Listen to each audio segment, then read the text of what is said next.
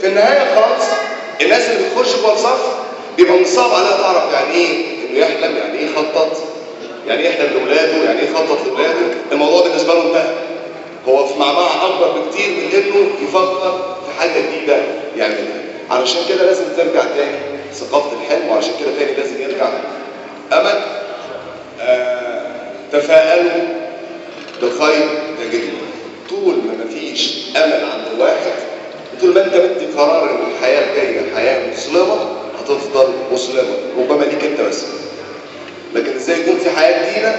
ده هيكون اول جزء هنتكلم فيه النهارده. الاول جزء تفهمه مهم جدا جدا في حياتك. اعظم فرصه في التاريخ مش انك تكون في وظيفه كويسه، لان الوظيفه ممكن تخسرها. اعظم فرصه في التاريخ مش ان يبقى معاك فلوس وبس، لان الفلوس كمان ممكن تخسرها. لكن اعظم فرصه في التاريخ انك تعرف انت مين، وايه امكانيات عقلك، وازاي تشغله، وانت رايح فين. 70-80% من المجتمعات الشرقيه بيبقى احيانا عندهم افكار كويسه، لكن هو مش عارف هو رايح فين.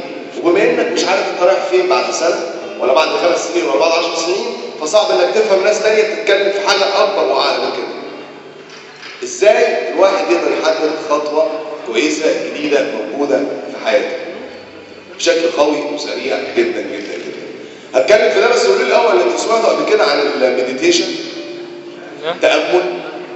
مين فيكم بيقعد في وقت النهار كده في البيت يغمض عينه كده ويفضل ايه